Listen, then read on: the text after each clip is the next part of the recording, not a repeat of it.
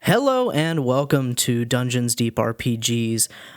We are going to be playing Kids on Bikes, which is a newer RPG, and it's about kids on bikes. No, really, it's very similar to Stranger Things and that kind of thing. Very mysterious, sort of investigative kind of game, but instead of the player characters all being superheroes, they're just a bunch of kids, and weird things go on in small towns, and that's what the whole game is about. So, let's get started here. Let's just each introduce our characters. Let's start, we're going to go bottom up. So, Olivia. My character's name is Frankie. She's a jock and an athlete, and she has some anxiety problems. Okay. What is your character's motivation, if you want to share that with us? She comes from a strong-willed military family, and generally, she's motivated to make them proud and to uphold the family name and not disappoint. Awesome. Okay. Then let's go to Maddie. My character's name is Colby. He loves comics and is kind of like the adorable child of the group. He is 11 years old. He's the only younger kid. The game separates the three types of characters from child, teen, and adult. Colby will be our only child. All right. Anything else you want to tell us about your character? What's your character's motivations? Since he's a child, he doesn't have that much motivation. I guess he would just be living his best life, just having fun and being a kid. Okay. Keelan. My character's name is Kyle, and he's a cynical 16-year-old with a smoking addiction. His motivation is he just wants to get out of this town and move to the city. Keelan is also our resident Brit, so thanks, for staying up so late, or I guess early into the morning to play with us. Jackson. I'm playing Xander, who's, I guess by description, very similar to Kyle. He is kind of the punk rocker of the town, I guess. He is a 16-year-old kid pretty much that wants to get out of town. Right. Now, there's a little interesting bit about your character, right? Not quite the same as all the others. Yes, he doesn't really go to school, and he also doesn't live at home. For the most part, he lives on his own in Right. Clubhouse. And now is he did he get kicked out or did he run away? It's more his parents just don't care about him, so he does what he wants. All right, fair enough. Last but most certainly not least, Andre. All right, I am playing Desmond. He is the son of a famous basketball player, although he is not athletic at all. He is all brains, no brawn. He's brilliant, though. And his motivation is he just wants to build computers. He's not really socially friendly towards other people, but he is really good at math and really good at engineering. So he interacts with people just by tutoring them and helping them out. But he's really, really good with computers. All right. And those are our characters. Now, for anyone who doesn't know, this game has a system of world building, collaborative world building, and collaborative character, relationship building. We've already went through and done that session 0. I'm not going to be posting that on YouTube because we kind of want all of those relationships and stuff to be not so much a surprise, but sort of... you pick up on them as the story goes. That being said, let's get started. The year is 1986. You are all residents of a sleepy northwestern American town called Hillcrest. The town's name is rather ironic, as it lay nestled in a small scenic valley surrounded by dense evergreen forests for miles. Hillcrest is named rather for its founder, Theodore J. Hillcrest, whose descendants are still prominent members in town politics and ongoings. Hillcrest is a small town with a population of about 10,000. It contains the standard conveniences that a town this size would. It has a busy downtown area packed with shops, eateries, and sources of entertainment for both the young and the old. There are 2 elementary schools, a junior high, and a high school called, you guessed it, Hillcrest High School, which all of you attend, with the exception of Colby, who attends the junior high. As with all small towns, Hillcrest has its fair share of legends and rumors. It is said that deep in the forest, there are spirits that protect the trees and the animals. It is also said that starting in the spring, you can see them drift slowly through the forest, never quite touching the ground. There's another legend, mostly used to scare misbehaving children into obedience, that an old witch lives out deep in the woods and lures naughty children to their deaths so that she may cling to life for yet another century.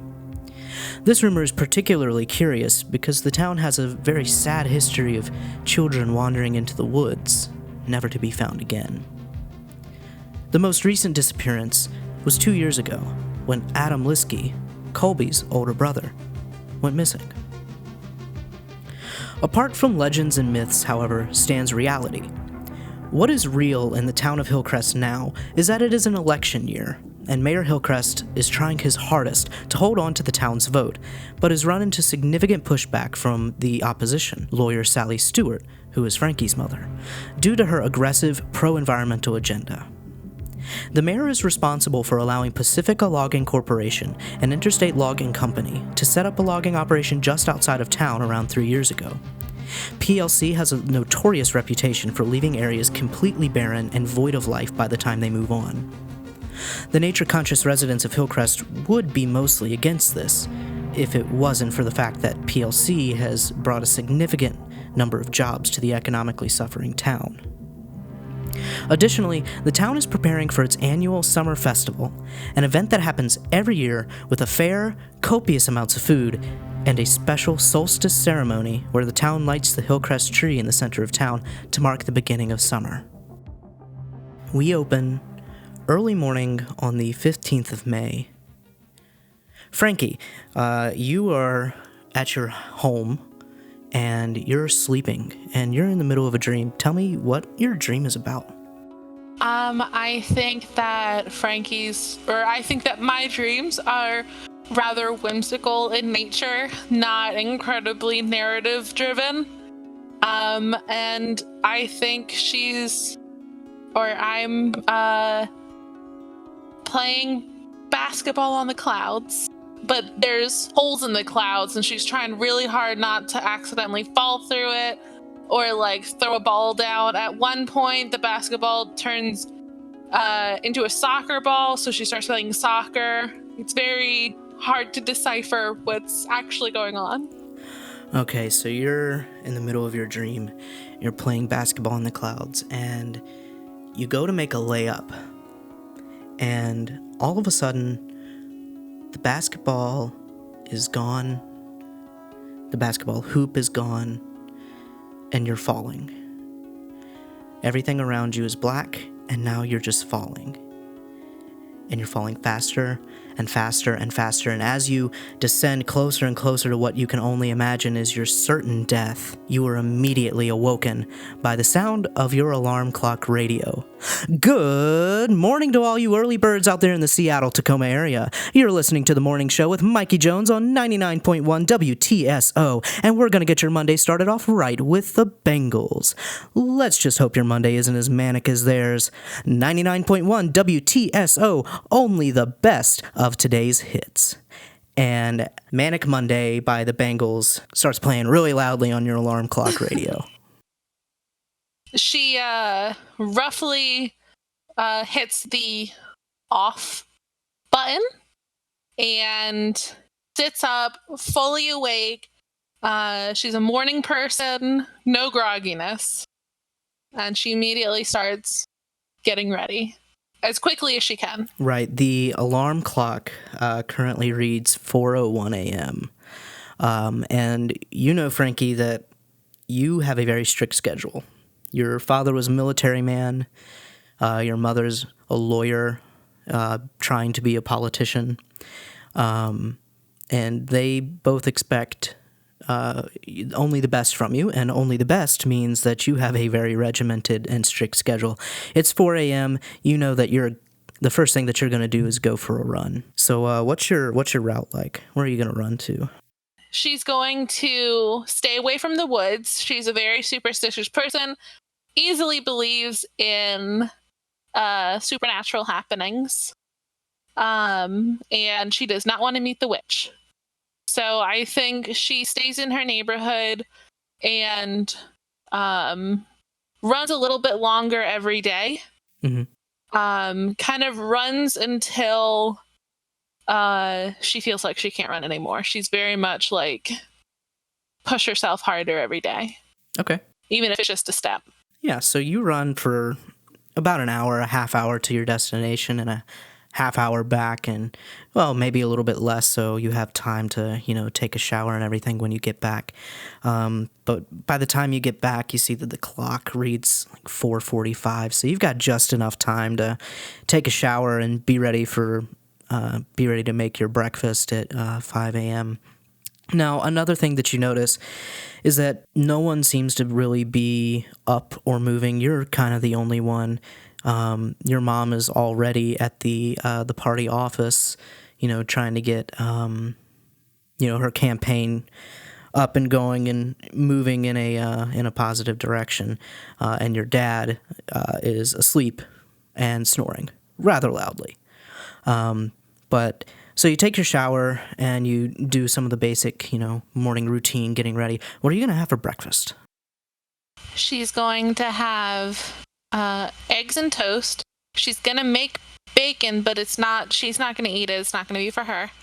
And she also makes double of everything she's making. So she has eggs and toast and a banana. And then she also makes a plate of eggs, not toast because it would get gross. Bacon and a banana, and wraps it up and sets it aside for when her dad wakes up. All right. So it's about 7 a.m. By the time all is said and done. You've done your makeup or whatever it is that you do, if you do any makeup at all. You've gotten ready. This is like the last week of school. Now, one of the things that you do remember about today is that it is your big math final. And you know that you and Desmond have agreed. Well, Desmond has agreed to help you cheat on today's math final. You guys have a very elaborate plan about how you plan to do that, and so you've got to make sure that you have that plan ready. What is the plan? So I think that she has a weirdly thick bracelet, and she and Desmond have meticulously fixed it so that she can have a long, almost like what are the Chinese cookies, the Fortune cookie. Fortune cookies? with fortune cookies. Sorry, I forgot the word fortune. That long piece of paper, except longer, so it loops around the inside of her bracelet. Okay. And then when she's taking the test, she can pull it out and see the answers and smush it back in. Okay, so you already have the answers to the test. Is that what you're telling me? Yes, it's in her bracelet. Okay, can you please tell me how you got the answers to this test? I'm very curious. Well, if it's a math test, it's all the equations and stuff. Yeah, I have an idea. Okay. Okay. Desmond helped the teacher design the test, and he was actually making sure the teacher's problems were he actually probably corrected some of the teacher's problems and made new ones for the test. So he just, got a glimpse beforehand and just wrote them down for her. All right, so you're the inside man. Love it. All right. So you make sure that you have your bracelet. that you are very proud of, even though you did very little work towards this bracelet. Are you nervous at all about it? She's incredibly nervous. Okay. But she is an expert cheater. Now, one thing that you do know is that this math final is basically going to be the determinator on whether or not you get an A or a B in this class, and we both know that B's are not acceptable. Now, did you ever earn any of your A's? Probably not from what we know about your character. But you know that you don't want to come home with a B, so it raises the tensions a little more. As you're going over, the formulas on your bracelet and kind of getting the last few things together, you hear a car horn outside. She puts her bracelet on, makes sure she looks good and cute, and runs out the door. All right. Now your dad is still sleeping and snoring in the room just down the hall from yours. Do you say anything before you leave, or do you just kind of run out? She doesn't want to wake him up. The breakfast is on the counter with a little note. Mm-hmm. But otherwise, she's not going to bother him. Awesome. All right. So you run outside, and there is a car waiting in your driveway, and it's just the car is just blaring on the horn intentionally, obviously trying to annoy the shit out of you, because that is exactly what your friend Amelia does. She has this little 4-door sedan that is, you know what? Describe to me the 4-door sedan. Describe to me this little rinky-dink car. I think it would have chipped paint and a couple dings on it. Okay. Because maybe neither of them aren't the best drivers. Oh, okay. I see. And I think that it would be a bright red. Okay, a bright red 4-door sedan. We'll say it's like a little Pontiac or something. And so the windows roll down, and Amelia leans out and says, "Come on, bitch, we gotta get to class." Sorry. As she's running, she's trying to hush her because she doesn't want her to wake up her dad. Bum, bum, bum, bum, bum, bum, bum, bum. Let's go, bitch. Bum, bum, bum, bum, bum. She's also laughing though because she's very flustered, but still giggling as she runs. Once she gets to the car, she throws her backpack in the back and she leaps into the front seat. All right. So you leap into the front seat, and some random song by, I don't know, Toto is playing on the radio, and she turns it off and she says, "Oh, God, I can't stand them." And then she puts in a tape. The guys that did West End Girls, there you go. Pet Shop Boys, there you go. And she's like, she starts to pull out of the driveway, and she looks over at you, and she's like, "So, math final, are you ready?" I am. I'm going to ace it, of course. Does Amelia know about your tendency to cheat and that you're not nearly as smart as you appear on paper? I don't think so. I think she wants to seem perfect to her. Okay. But anyways, you guys are on your way to school, and so we're going to cut from there. Kyle, tell me about your morning.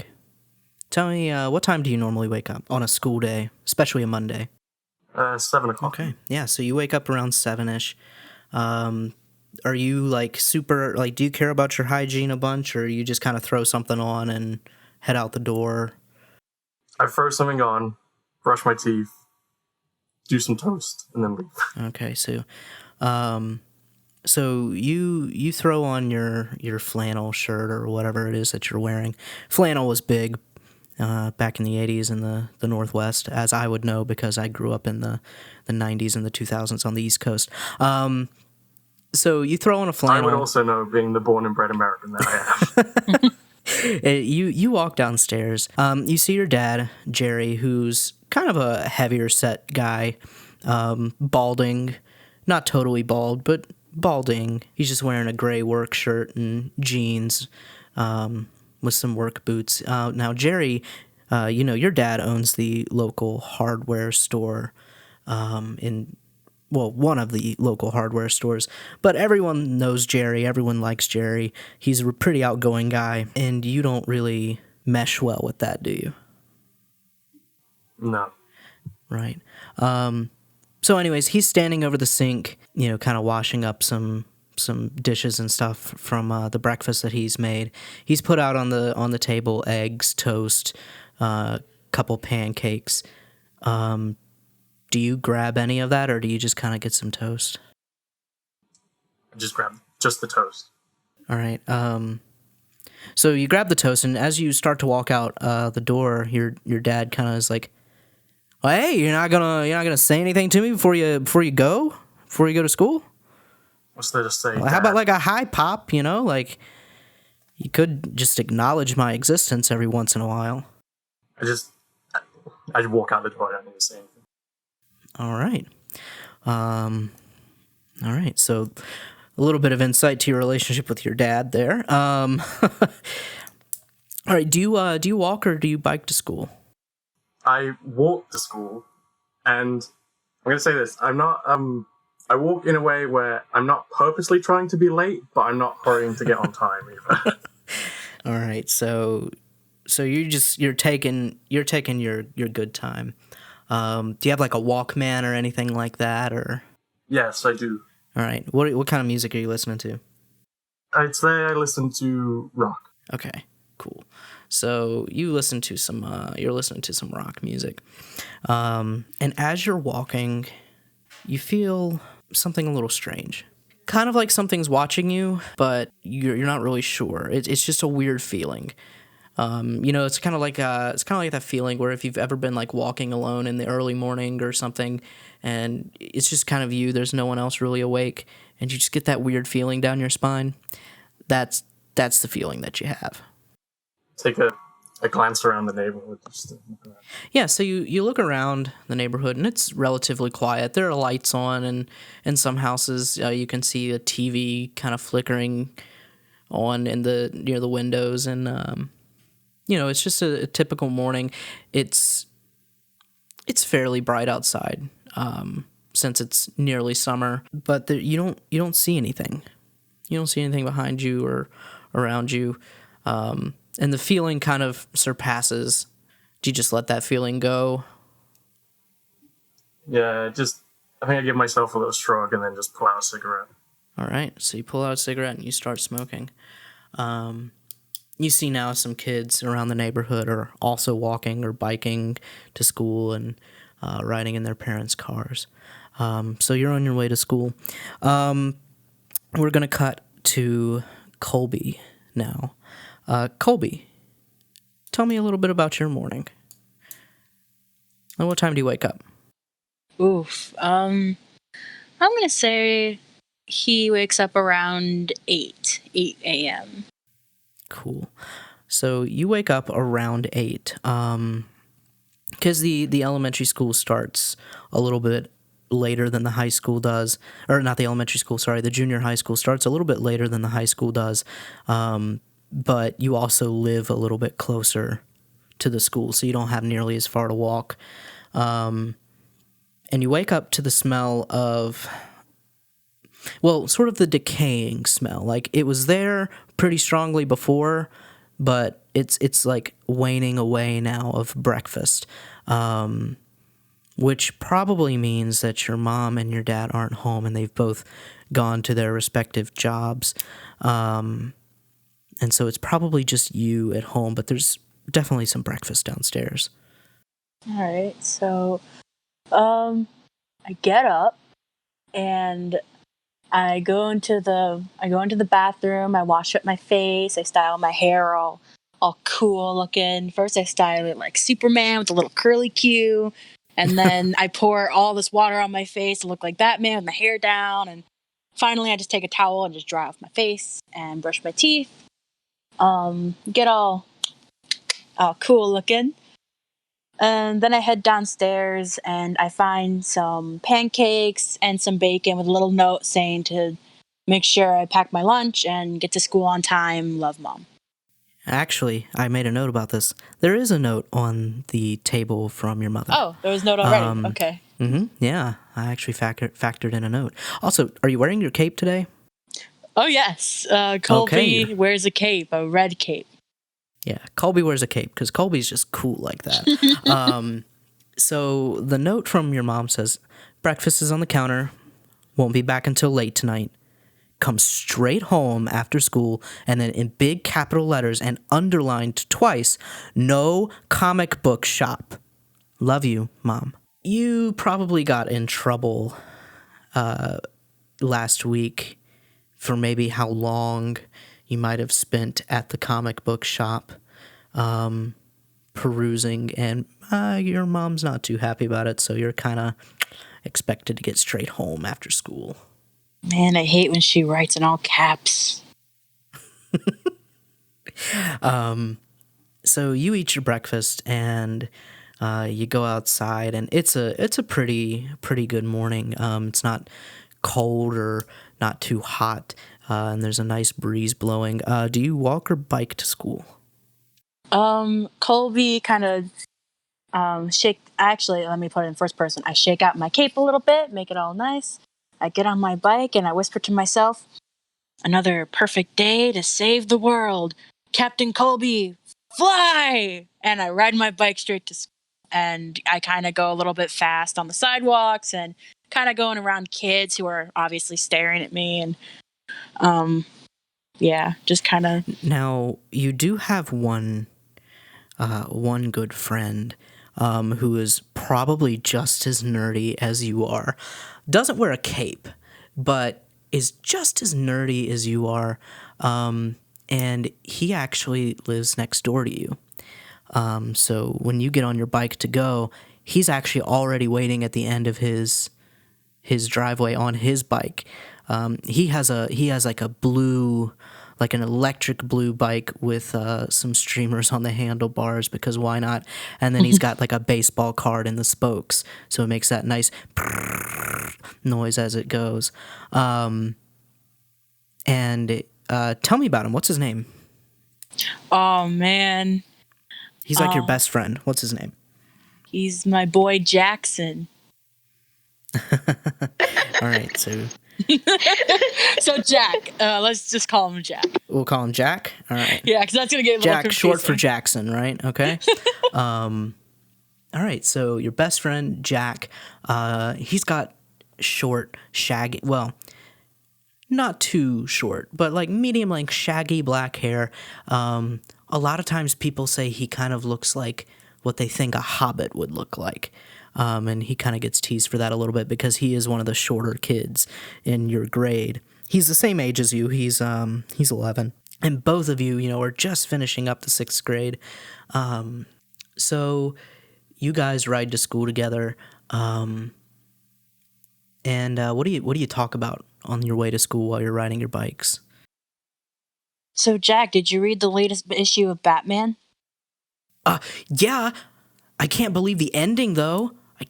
Joker got away again. No, you can't. You spoiled it, dude. I didn't even finish it yet. Oh, man, I'm so sorry. It's cool. I didn't. Oh, crap. It's cool. Well, hey, I just got the latest issue of Iron Man. Do you want to borrow mine? Really? But you love Iron Man. I can't. I know, but I spoiled the ending for you for Batman. So here, just when we get to school, I'll give it to you when we get to school. Okay? Oh, okay. Yeah, sure. Oh man, I hope they don't have sloppy joes again for lunch. Ugh, I hate sloppy joes, and we just had them last night for dinner. Oh, why are you so picky, man? You know what they really should have at school? Cheese balls. Right? Cheese balls would be spectacular. And so you guys have this conversation, and it's just, your normal kid conversation as you guys ride your bikes, swiftly weaving in and out of people. It's summer, and school's almost over, and you're loving life. Desmond, tell me about your morning a little bit. So Desmond wakes up not to an alarm, but the sight of two annoying kids riding across his front lawn. He's like, "Oh God, those kids!" And he wakes up and he is all concerned and nervous about this test. He knows that Freddie needs to pass it. Frankie needs to pass it. Frankie. So he's just completely nervous for her. He's gonna pass with flying colors, but he's just like, oh my god, oh my god, oh my god. Did I give her the right answers? Is she gonna remember them? Oh, what if her armband falls off? Oh, what if she gets caught? Oh, what if I get caught? Yeah, so all of these thoughts are running through your head when you hear your mother call from downstairs. Desmond, come on, breakfast, you're going to be late. And, you should be expecting a phone call from your dad, like, any minute now. And he runs downstairs, just grabs socks because he never disobeys his mom. He runs down with socks in hand, and he's like trying to put on the socks as he's like flying down the staircase. Desmond, be careful! You're gonna break the vase. So you run down the stairs, and as you get to the last stair, you kind of trip up a little bit, and you slide into one of the little like hallway stand, like nightstand table stands that has a vase on it, and it just crumbles over onto the floor. Desmond, sorry, Mom. Oh, it's fine. I'll clean it up. Hurry, go in there and get your breakfast. Come on. What did she make you for breakfast? Oh, pancakes. All right. So you've got a big stack of silver dollar pancakes sitting on a plate there at a table for you with a glass of OJ and some syrup and butter. For you, it's a breakfast fit for kings. There's bacon and some eggs, too, if you want them. And just as you're about to start eating, the phone starts to ring on the counter nearby. Pring, pring. He looks around at his mom with a mouthful of pancakes. He's like, "Are you going to answer that?" Desmond, do I have to do everything for you? And she walks over, and she's like, you can see she like goes to reach for it, and hesitates a little bit, and she picks up the phone. Good morning, Marcus, and Marcus is your father's name. Yeah. Okay. Sure. Yeah. Desmond, honey, your father. Desmond kind of just rolls his eyes, like swallows the big gulp of pancake, and he walks over. He's like, "Yeah, Dad, what's going on?" Hey, good morning, buddy. What's up? Nothing much. Eating. Yeah, you got school today? Yep, just like the other 179 days out of the year. Yeah, I hear that.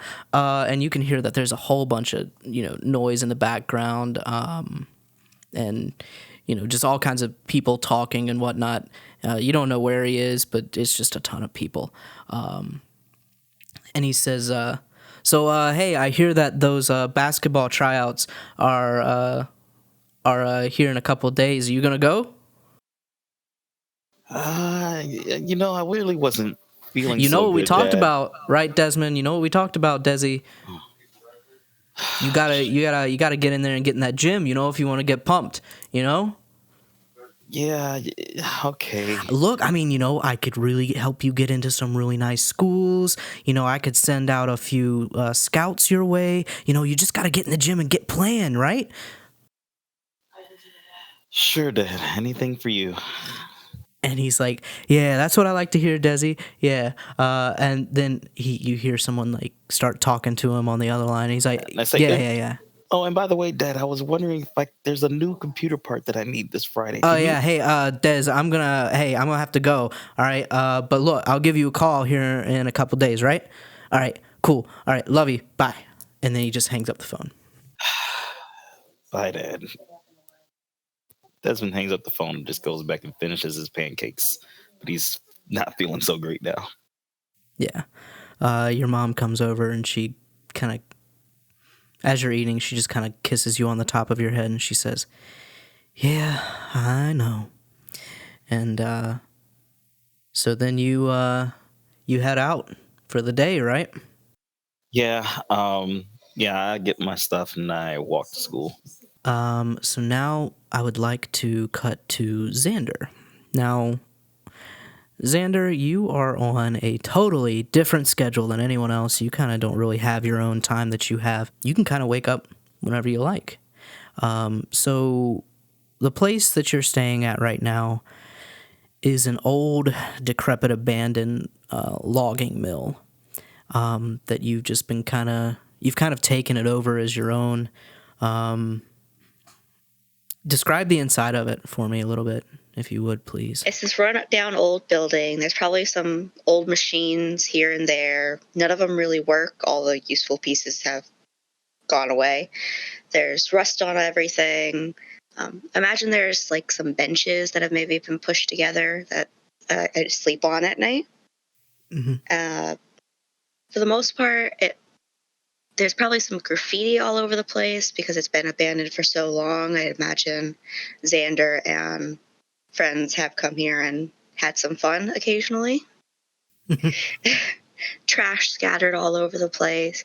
It's just a very generic, rundown old building. Gotcha. What do you use to like keep warm at night and everything? Do you have like a sleeping bag or just a couple of blankets that you've taken off of? More so just a couple of blankets. I imagine a lot of them look they've been undercovers, but they're very weather torn kind of thing. Mm-hmm. So what time are you going to wake up? Initially, I'm going to wake up when the sun comes up because the sun, there's nothing blocking it. Kind of going to do this bleary-eyed stare out whatever openings nearest by, then pull the blanket back over my head until maybe noon or so. Till noon or so? Yeah. Okay. Well, that's a fair enough morning for you, I'd say. It's like I don't want anything to do. That's kind of your morning. Do you have any plans for the day though? Things that you need to take care of? Are you hungry at all? Yes, that would probably be as soon as wake up. Probably imagine he probably has a couple snacks in his bag, but still, You're probably running a little low. Yeah, might go and show up at the school for lunch. Kind of like I'm supposed to be here. It's totally fine. Just to get food. Well, I think you know that that's probably not going to fly, considering currently you are expelled for the year, because if you remember, you were kicked out of school for possession of a certain recreational drug,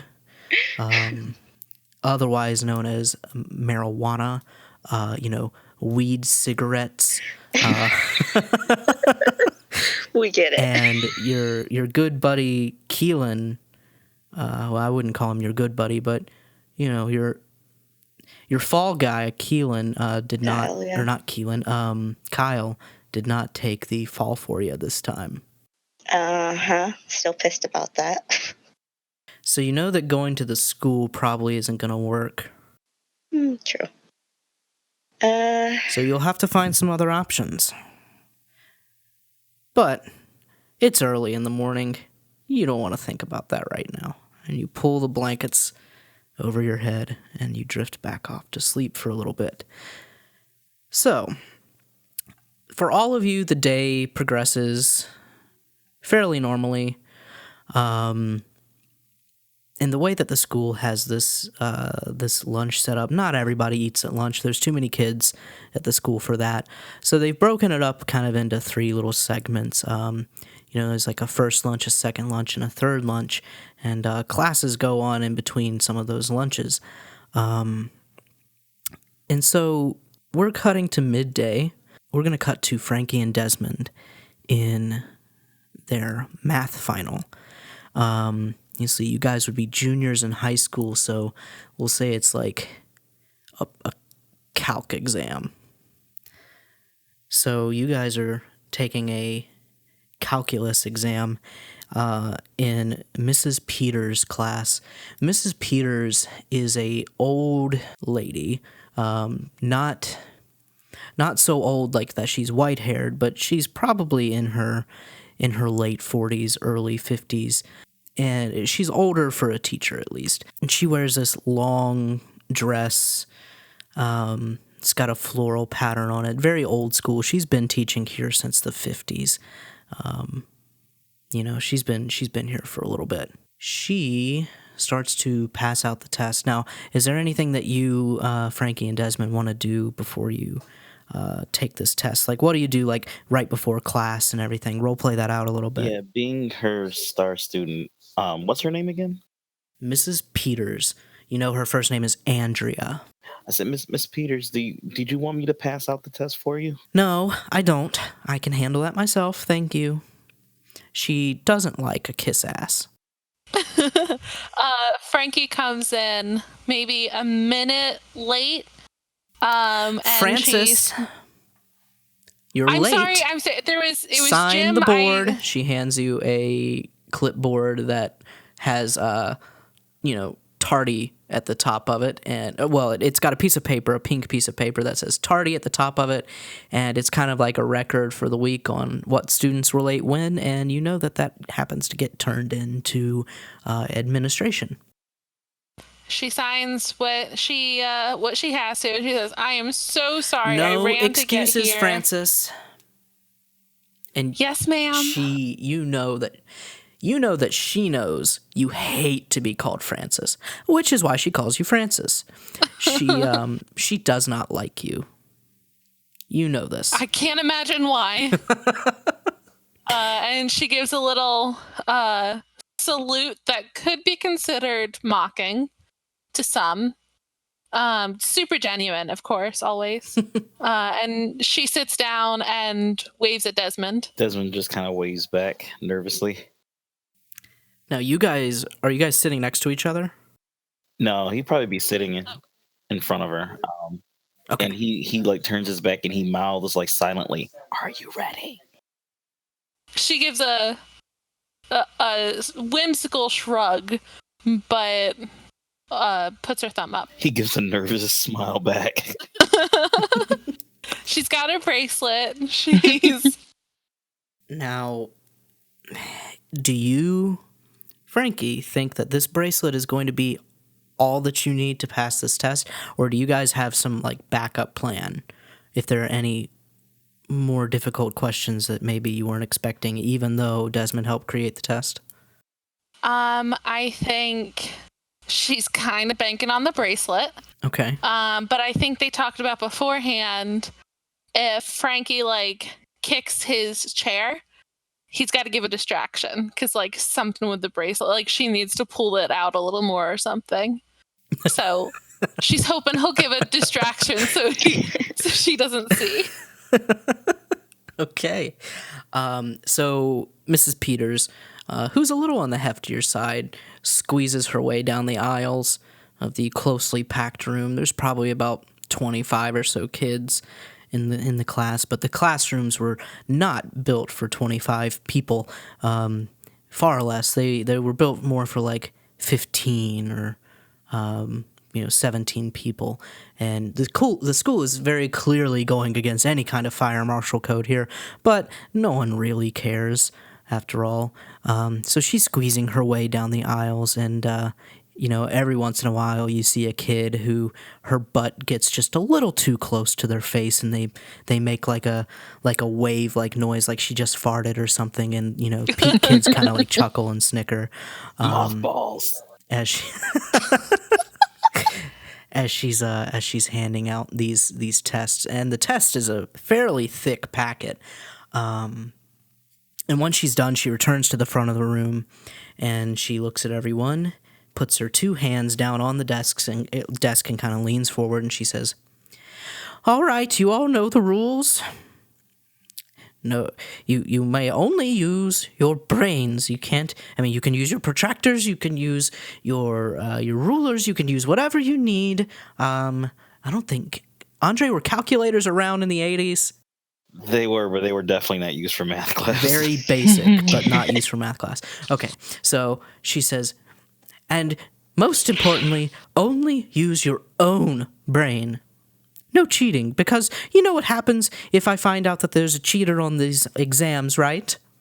And it's clearly a rhetorical question, and she says, well, there will be a conference with the administration and your parents and you on whether or not you should return to the school next year, or whether or not you should, go to the next town over for high school. Doesn't that sound pleasant? And she has a big, wide smile on her face, and her teeth are kind of yellowed. Everyone hates Mrs. Peters, and this is exactly why everyone hates Mrs. Peters. Frankie gives a charming smile. She looks up at the clock, waits for the second hand to get to the 11, or the 12, and she says, you have 1 hour. Begin. I was really hoping for a sand timer. She's not that ancient. But you all begin your test, and it's not entirely easy at all. Desmond, you probably have an easier time with it, but I'm going to ask you, Desmond, give me a brains check. And your TN is going to be... your TN is going to be 10. Actually, no. Sorry. I take that back. Your TN is going to be 6.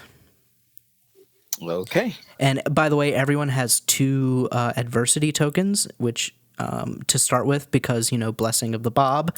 You guys have 2 adversity tokens to spend, which will add +1 to your rolls. And what did you roll? I think I rolled a 6 exactly. You rolled a 6 exactly. So you're taking the test, and you get to a couple of really, difficult questions, and you're like, you look at it and you're like, I don't remember this. I don't remember putting any of this. It's very clear to you that she has gone through and retweaked some of the things that you tweaked about her original test. I look in horror as I look back at. I look in horror as I look back at Frankie, and I'm just looking this look of horror on my face. Question. Yes. We can give each other adversity points, right? You can share adversity when you are making a planned actions.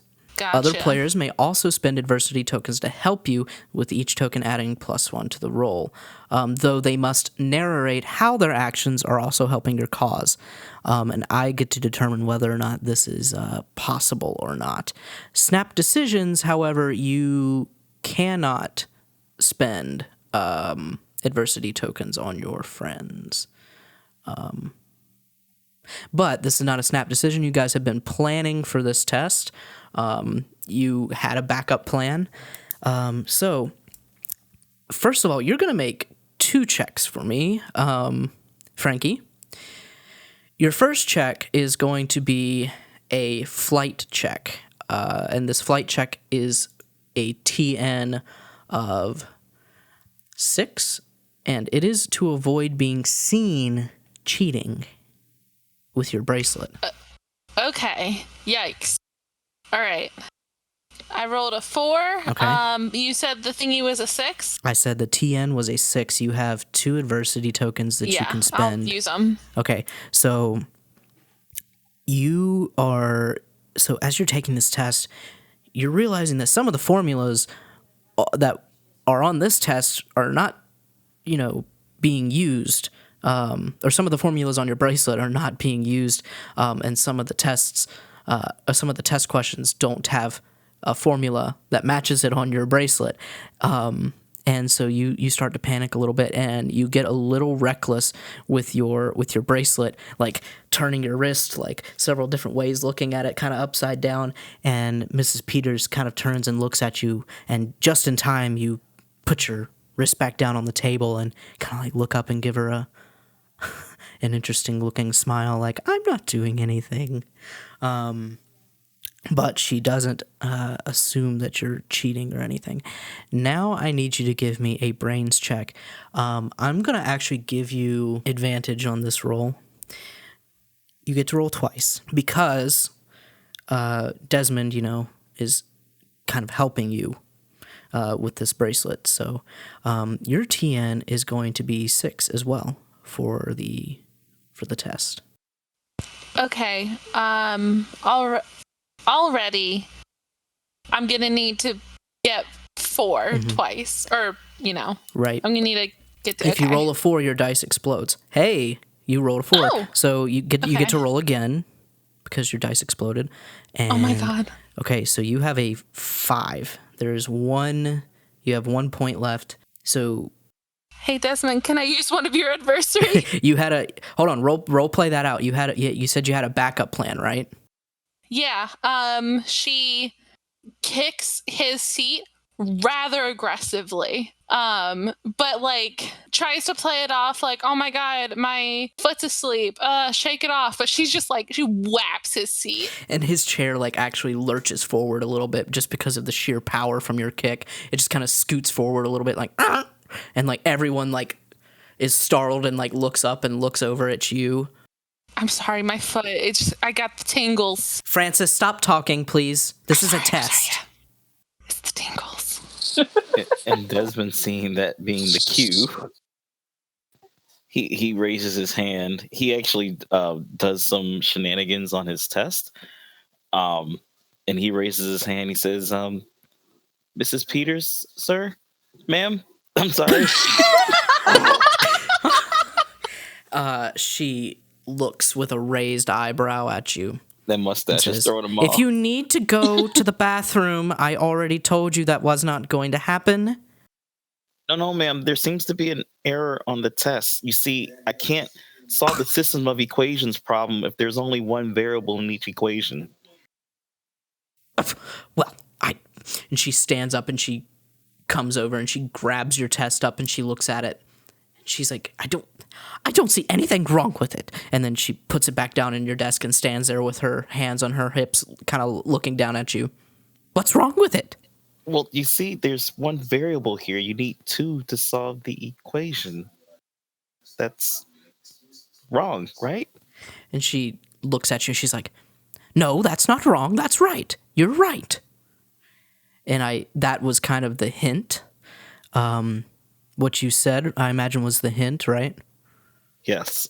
Okay. Oh, and she's now able to like find the thingy on her bracelet and scribble it in. Yeah, and so Desmond, you remove 1 adversity token from your sheet. You have 1 adversity token left, and Frankie, you have none. But you have successfully, as far as you can tell, passed this test, at least the more difficult part of it. So the teacher walks back to her desk and sits down and crosses her arms. Actually, no, she doesn't cross her arms. She picks up her Sudoku puzzle and goes back to doing that. Hold on, Desmond wants to do something real quick. Oh, yeah, go ahead. So Desmond reaches back as if he's yawning, but he's really reaching back for a high five from Frankie. She immediately slaps a little high five. Once again, it's really loud, and everyone in the room just kind of like their heads just like jerk towards you. I got Francis, what did I tell you? I'm sorry, it's the tingles. I'm sorry, Miss Peters. That's a last warning. Sorry, Miss Peters, sir. We were killing a fly.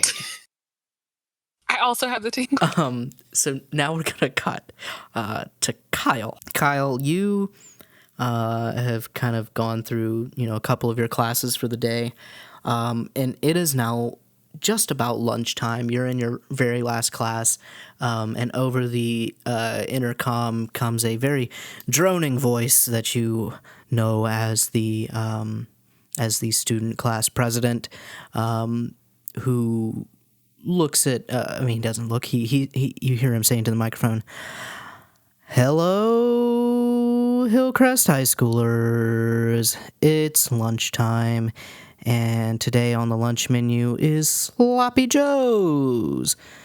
Great. Cool. All right, yep, see you at lunch." And then it clicks off. He's not the best speaker, and also he hates Sloppy Joe Day, as everyone at school does.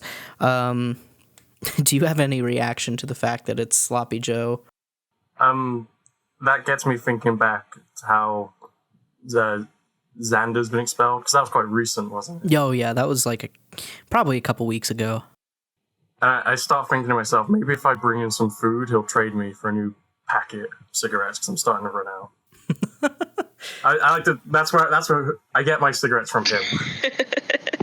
Okay. So you walk down the hall. The bell rings. You walk down the hall towards the lunchroom, and you get in line. And you go through the line, and the lunch lady looks at you, and she's like, "It's Sloppy Joe Day," and she just plops down a huge mess of browned-looking meat that doesn't look like it has very much sauce or flavoring or anything onto this sad, pathetic little bun, and then she plops down some mashed potatoes and some green beans, and she's like, "It's good for you, kid." Yeah, I'm sure it is. Oh, those were the days. And you kind of leave the line. They only let you get one tray of food while you're going in, but you probably know that you can, if you do things right and you're nice enough to the lunch ladies, they will gladly give you another plate of food. I ain't eating this. Do what? I'm not gonna eat this. Okay, so you're not eating. No. So you go outside and you sit down because, juniors and seniors have outside eating privileges, and it's a nice day, so you'd probably go outside, especially if you're trying to get some food to Xander. And we'll retcon a little bit and say that Xander knows that, some days of the week he can get over to you and get some food. But as you sit down, and you're just kind of sitting for a few minutes, do you light a cigarette or anything? You are allowed to smoke, by the way. It's the 80s. Yeah, I do. All right. So you're sitting there, and you're kind of waiting for Xander to show up. And you hear the door open behind you, and you hear a couple of guys, joking around, like that kind of stupid laugh, and pushing each other around. And you turn around to see three fairly large guys. The first of which you see, who's kind of looks like he's the leader of the bunch. You know these guys pretty well, not in a friendly way, but you know them. You know the leader as Eddie Watkins. Eddie is what most would describe as a beefcake. He stands at 6'3" tall, weighs like 260 pounds. He's just a big guy. He is a star linebacker on the school's football team, but looks like he should be in college. He's got tan skin, sandy blonde hair, which is kind of cut short, and these big blue eyes. I mean, he is like the definition of, Nazi Germany, All-American blonde hair, blue eye. Oh, yeah. And his biceps are like bigger than your head. Like they're just massive. He's just a huge, chunky guy. Not chunky in a fat way, like in a muscular way. He's wearing a black short sleeve T-shirt that's like super small. He's wearing blue jeans and a pair of work boots. You know that he is the son of the sheriff in town, Jack Watkins, who you also know is kind of an asshole. No one likes Jack Watkins. He's a senior as well. The other guy that you see with him is Mitch Brown, who's slightly shorter, thinner than Eddie, has black hair that's combed back into like an 80s style mullet. He's also a senior, but Mitch Brown is, and everyone jokes about it, but he's nearly 20 years old. He failed the 9th grade like twice. So he's been at this high school for longer than I think anyone else has been here. And then the last guy, is Luke Campbell. He's smarter than the other two, and he's a baseball player, but he doesn't really talk much. He's quieter than the other two. Anyways, so you see these guys, and what do you do? They're just kind of standing there, like pushing each other around and joking and just relatively being raucous. I don't really want to interact with them, but I keep my eye on them just in case they kind of start coming over towards me. Mm-hmm.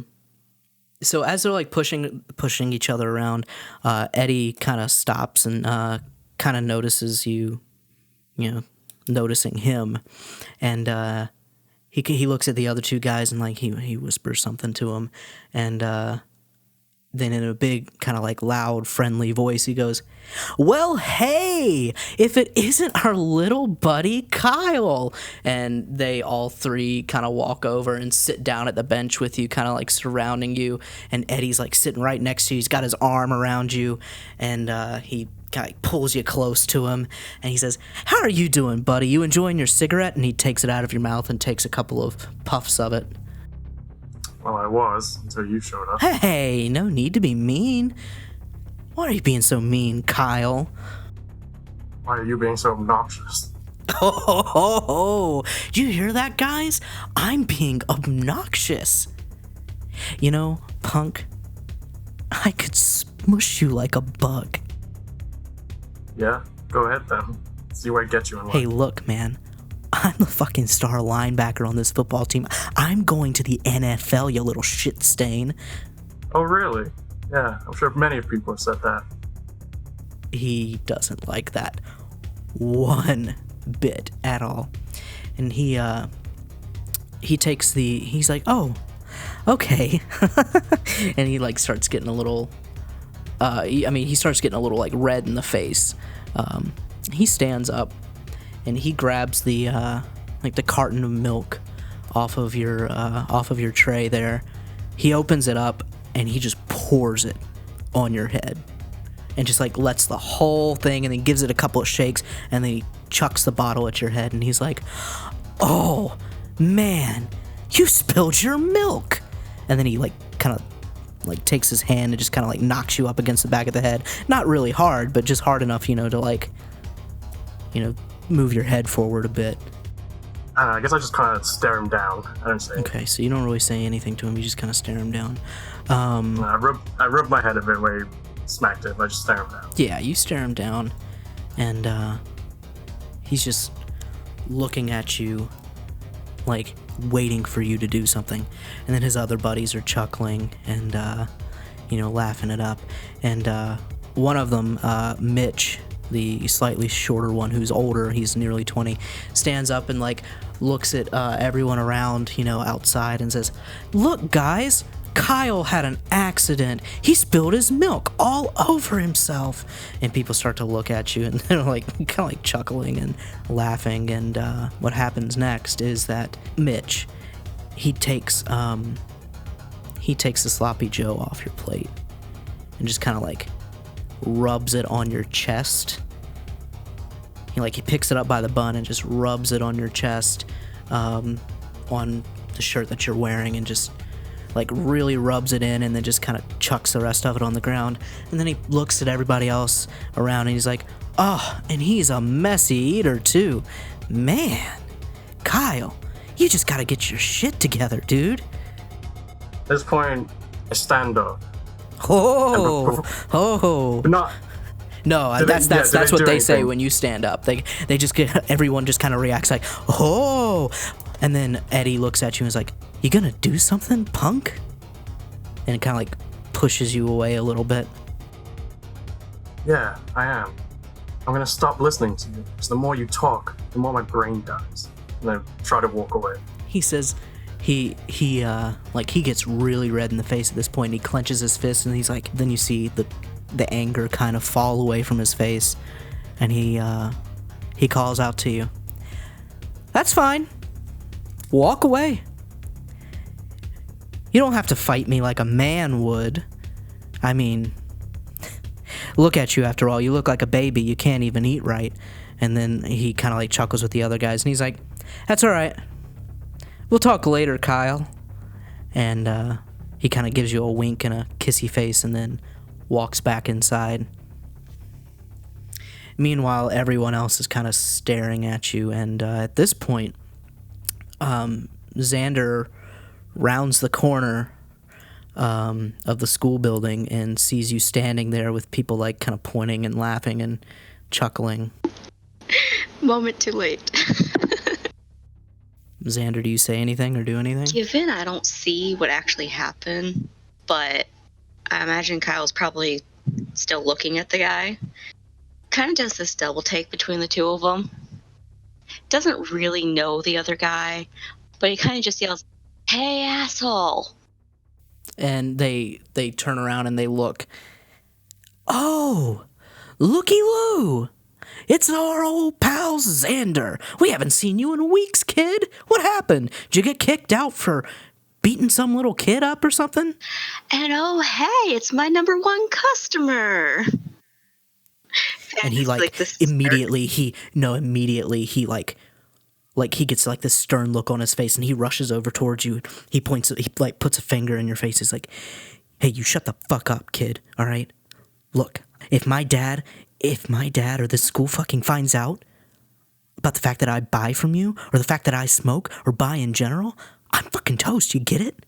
Oh yeah, that little imaginary NFL career you have is gonna go out the window. That's in my hands, so bugger off. He clenches his fist, and then he's like, "Okay, all right, punks. Yeah, all right. Come on, guys, let's go." And then he kind of like, they walk back in the building, and the door closes behind them. Xander is standing there looking very smug at the moment, kind of with his hands in his pockets, just weight on one leg, staring after him. And you also see poor Kyle standing there with milk dripping off of his hair, Sloppy Joe rubbed all over his chest. I mean, he looks like he's a mess. And how does Kyle feel about what just happened? Like, what's running through Kyle's head? He's really pissed off, but he's not that fussed because it's not anything new. Yeah, this has been happening for years for you, Kyle. It's just kind of how people have always treated you, and I guess you don't really know what you've done to deserve it.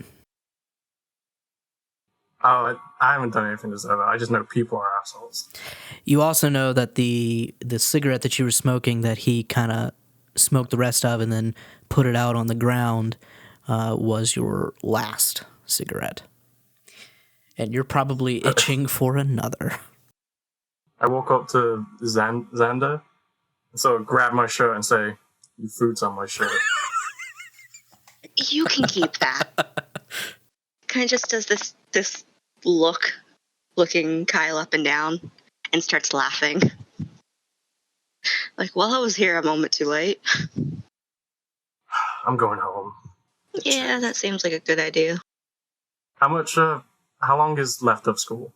I mean, there's still like 3 hours because school doesn't let out until like 3:30. Yeah, I just leave. I don't care.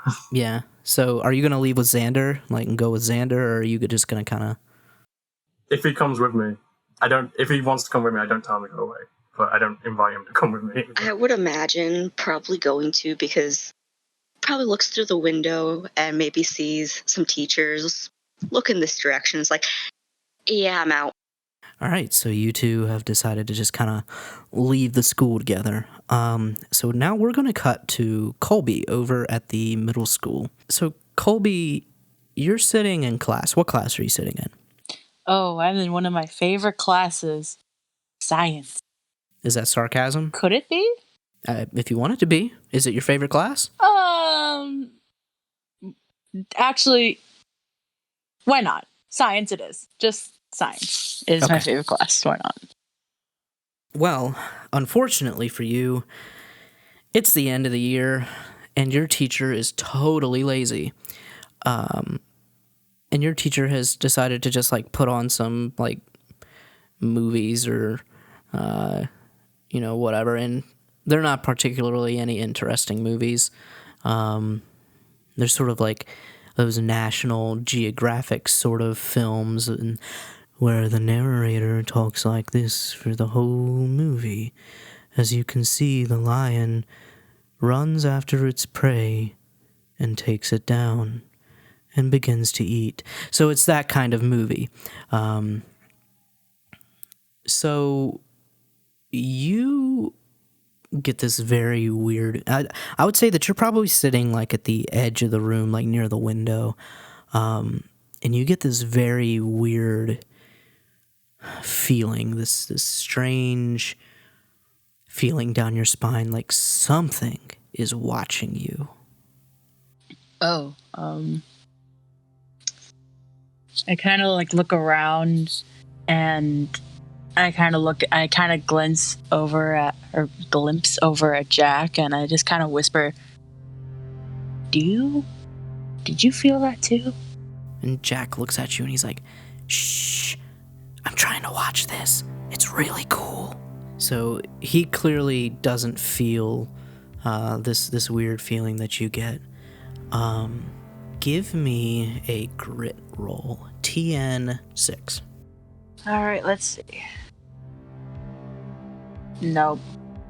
So this feeling kind of like starts to run up your back, and the hairs on the back of your neck stand up, and you hear, it sounds like really far out in the distance, you hear a voice. Colby. Hey, Colby. And he's kind of like, he has like the jitters now. He kind of shoots up his hand. Mr. Richards, can I go to the restroom? Mr. Richards, who is like an old, tall man with bald, he's completely bald and wears glasses, kind of hard of hearing, and he's looking at the movie and just totally looks enthralled by it. He doesn't even hear you. In fact, no one really looks over at you when you say anything. Colby. Hey, Colby. You recognize this voice. Oh, I yell out a little bit louder. I'm like, Mr. Richards, I really need to pee. Colby. Hey, look out the window. And you recognize that this voice is very familiar to you. No. You recognize it as your brother's voice, Adam, who went missing 2 years ago. Colby, look out the window! Ah. Okay. And so he looks out the window. So you look out the window, and across the field is the edge of the forest. And it's like a football field's length away to the edge of the forest. And you see something kind of standing there at the edge of the forest. It looks humanoid, but it doesn't, you can't really make out what it is. It kind of blends in with the forest.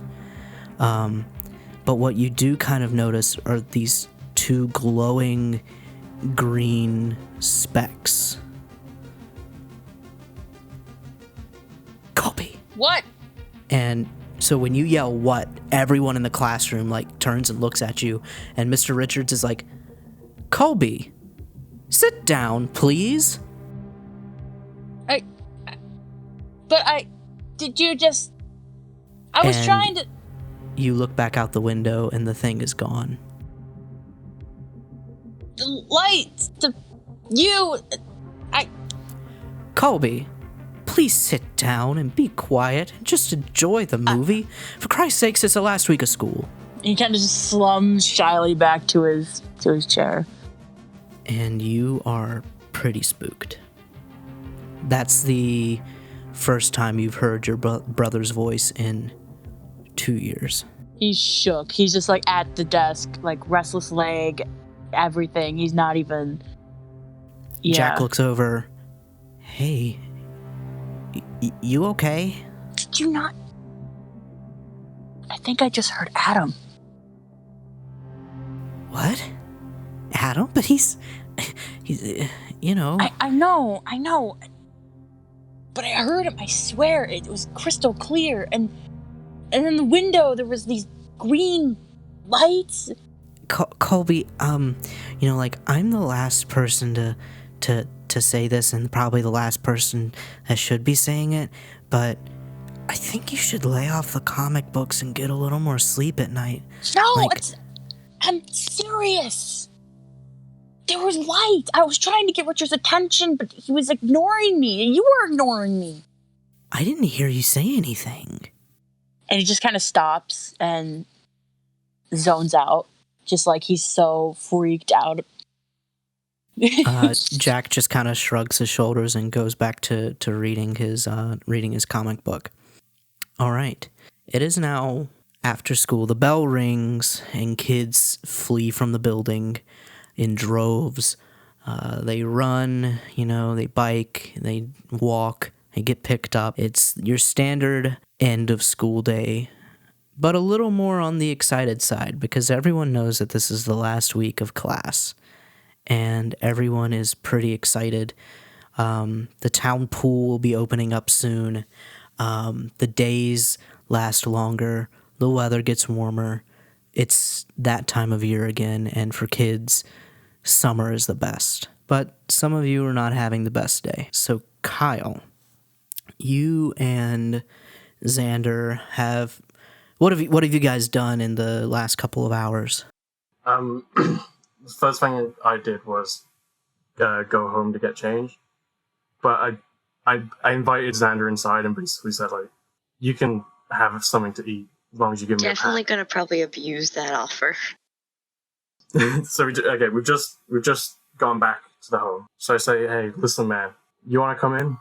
I can give you some food as long as you I mean, that's our usual deal. Yeah, well, normally not at home. Homeschool, not much of a difference. Just be Why, quiet. your old man's probably at the shop. Yeah, well, I don't want anyone to know you're here. And don't wreck it. Can't make any guarantees. So, you give Jackson some food, and what are your plans after that? You guys make your exchange on cigarettes and food, and what do you two plan to do after that? Are you going to keep hanging out, and you guys could hit up the town arcade if you got the cash for it? Only just some change, pocket change to go play. You guys know that there's a pretty frequent hangout spot, the football field for the school. No one really pays any attention to it, and especially in the off season when there's no one there practicing or anything, that the bleachers are a pretty common hangout spot.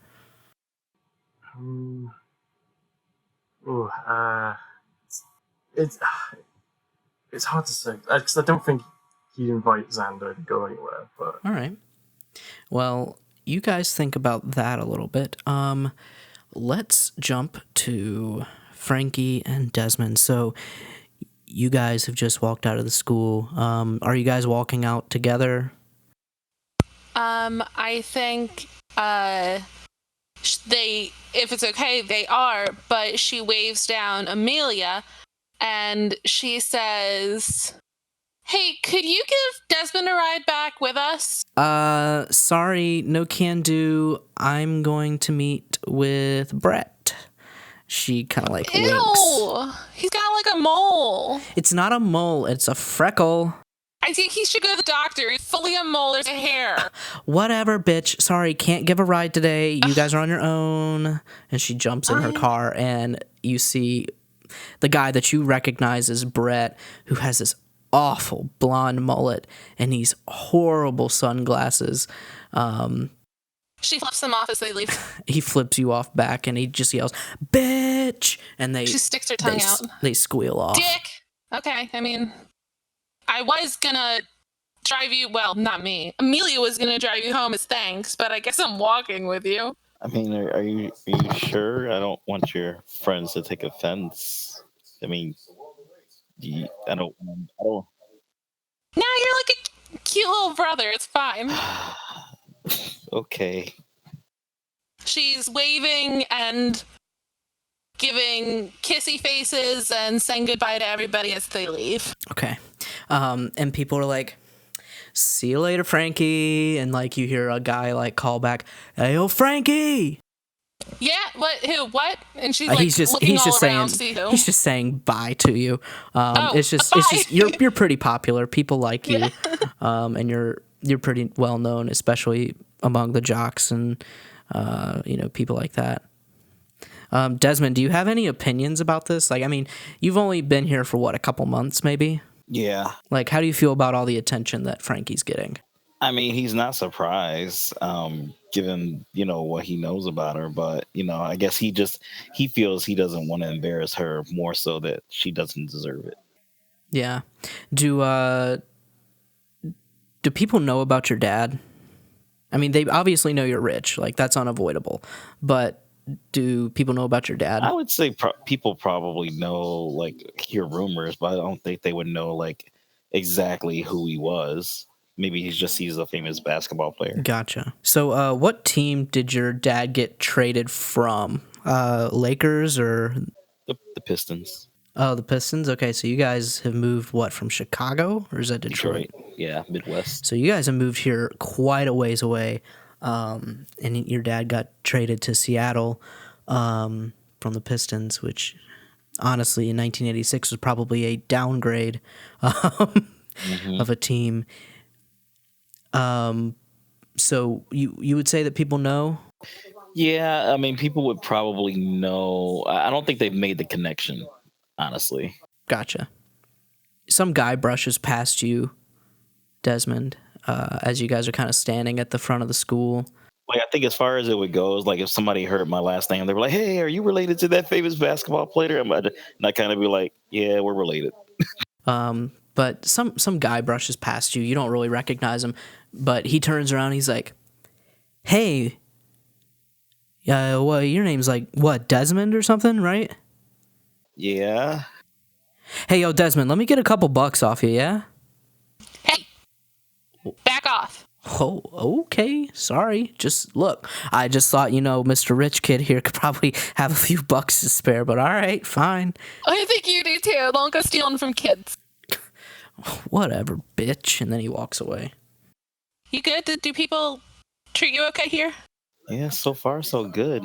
Why does everybody keep calling me bitch? Because I'm a bitch? Not that I can see. Okay, well, if anybody starts to fuck with you, let me know.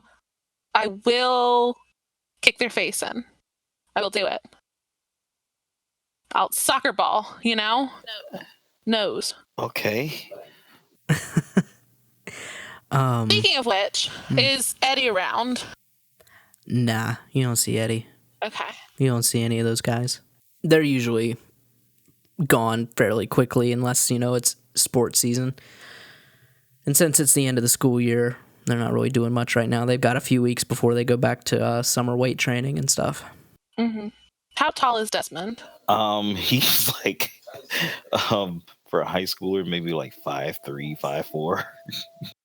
Okay, she's got her like arm around his shoulder, just like as if she were like the dude, and she's very cash as they walk. And he's thinking like this. He just has the biggest smile on his face. Wait, how tall is Olivia? I mean, Frankie?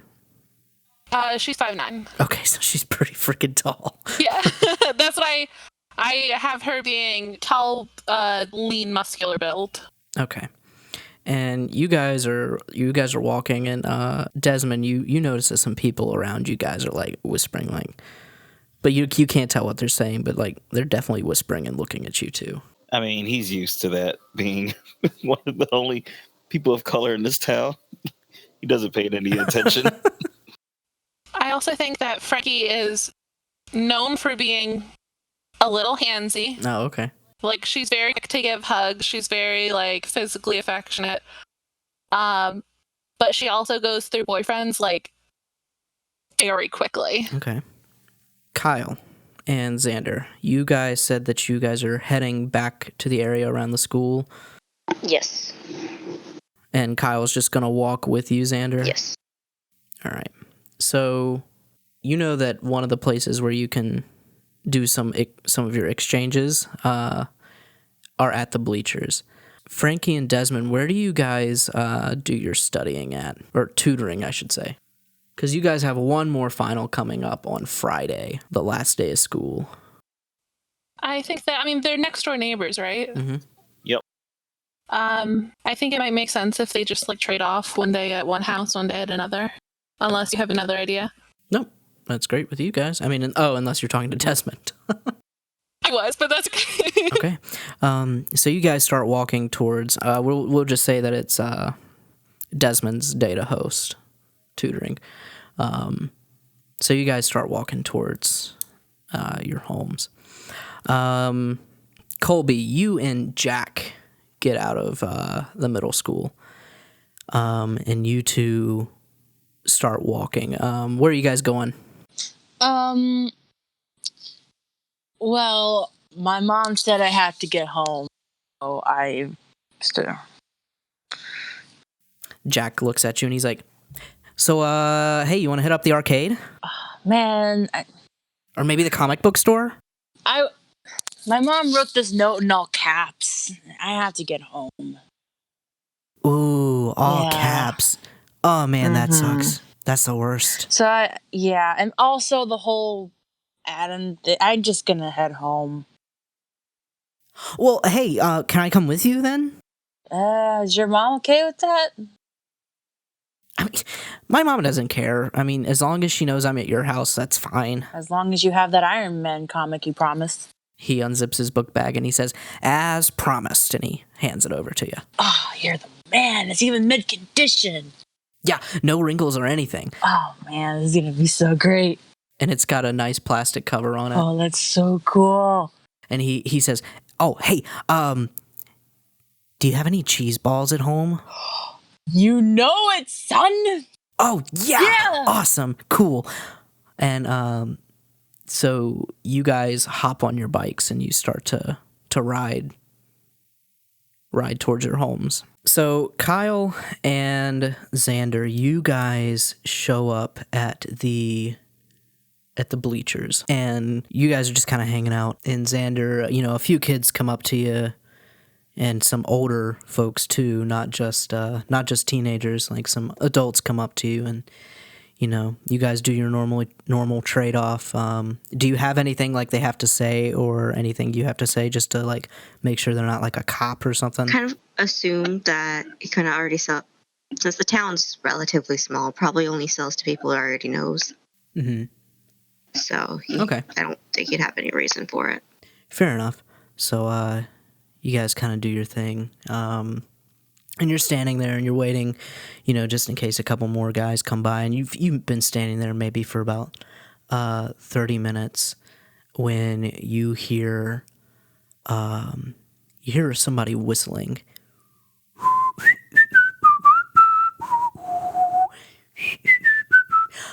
Oh, looky what we've got here. Oh, motherfucker. And it's Eddie, Mitch, and Lucas. Yes, my number one customer. Eddie walks up to you and he looks at you. He's like, "So, you got my shit?" I may or may not. What do you mean you may or may not? Come on, man. Just cough it up. I may have it for you, if you got a good reason for me to give it to you. My good reason is my fucking cash, man. Now just give it up. And he kind of hands over, like $40. He's like, a couple grams, like we asked, or like I asked. Xander kind of does this flipping through of the money, and then holds it back out. I think I'll have double this. Yeah, no, sorry, that's not fucking gonna happen. You're gonna give me what I fucking asked for, punk. Yeah, I was going to. And then the shit that happened earlier happened. So double this or none. Xander, just give him the shit. Hey, why don't you shut the fuck up, Kyle? This is an A-B conversation. You can see your way out of it. And then the other two guys start. Yeah, then they can see their way out of this too. Mitch kind of steps up and he's like, Excuse me? And he's got on like this like wife beater kind of tank top Definitely on. does not look phased. Probably been through this more than once. I'm going to repeat myself one last time. Double this or nothing. How about I just fucking kick your ass? How about that, huh? I mean, you can try, but then I can also tell the coach about your I little don't give a habit. fuck what the coach says, and the coach doesn't give a shit. Not as long as it's summertime. Maybe your parents would, though. You think my dad fucking cares? My dad's the fucking sheriff. He'll get me out of whatever the fuck I do. That's true. His dad's a piece of shit. He won't care. He looks very aggressively at you and says, "What the fuck did you say?" And he starts like walking towards you. I said, your dad's a piece of shit. Give me a brawn. It's a brawn roll. You are going to have to beat his fight roll. So you say that, and he just raises his fist up and just goes to swing at you. All right, so it's not that bad of a strike, but I mean, he fucking clocks you like right across the jaw. Kind of explain to me a little bit about what happens when he clocks you. Imagine it sends me flying back a bit. I grab my jaw. Motherfucker! Your dad teach you that? You say that to him? Yeah. All right, he walks over to you and he grabs you by your shirt collar and lifts you up off the ground and like pushes you up against, the back of one of the bleachers. And he's like, "You say one more fucking thing about my dad and I'll fucking beat the shit out of you right here. I'll beat you so bad that you won't wake up for a week." Oh, good, I won't have to listen to you for Behind him, I'm just gonna toss the money at his back. Okay. So, Desmond and Frankie.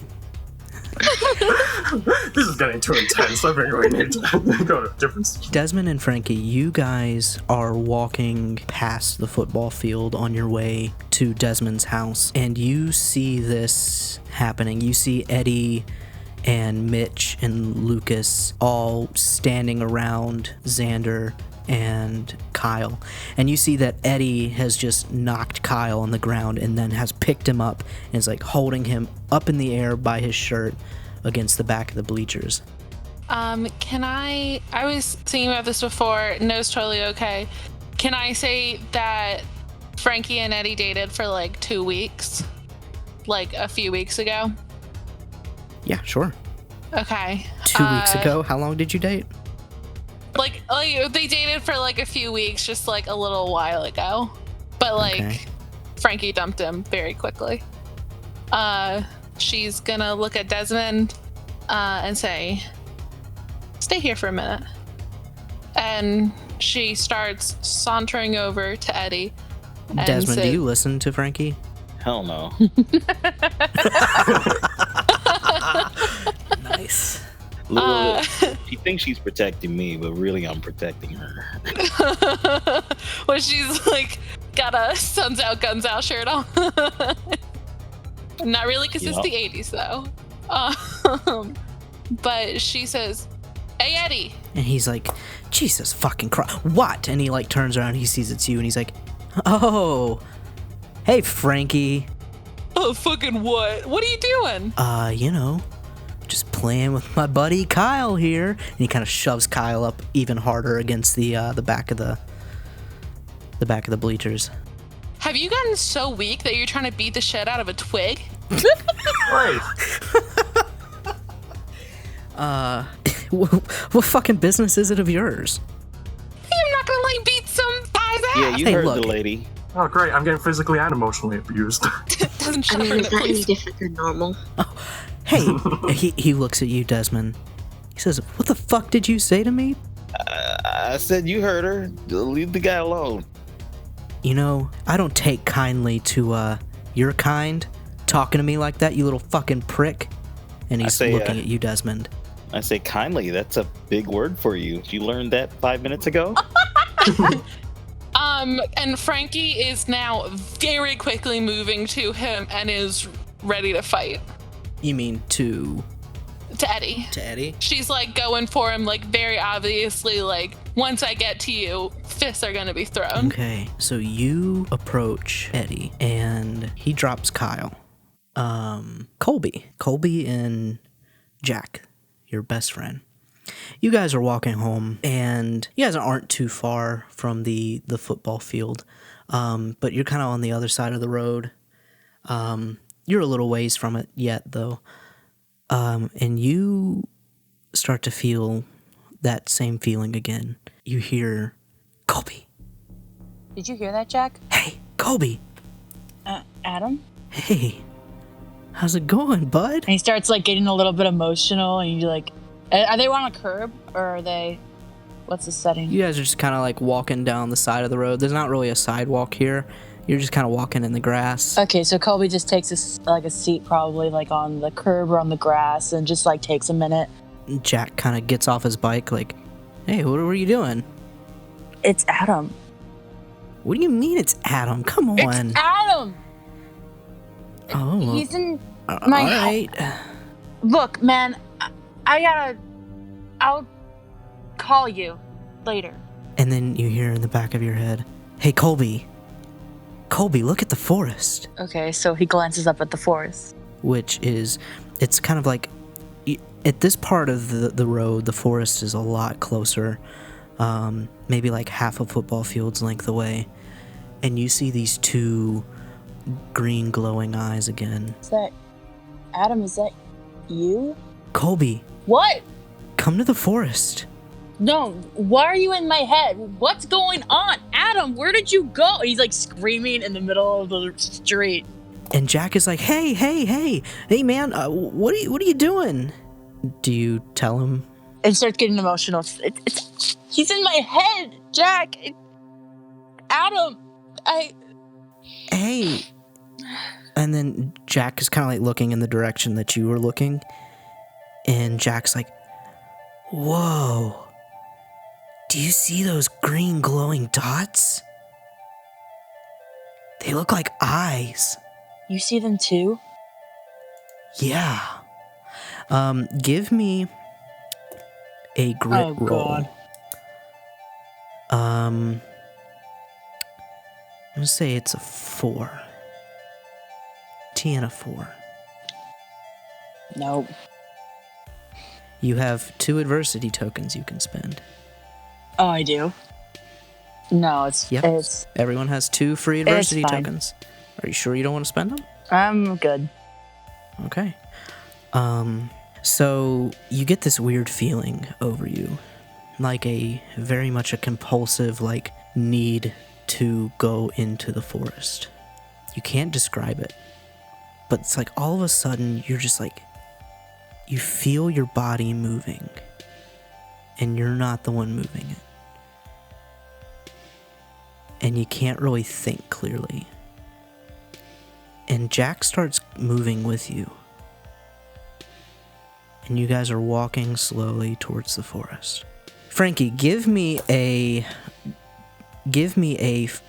fight roll.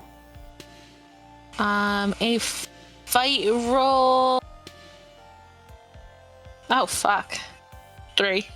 Yeah. So you go to swing.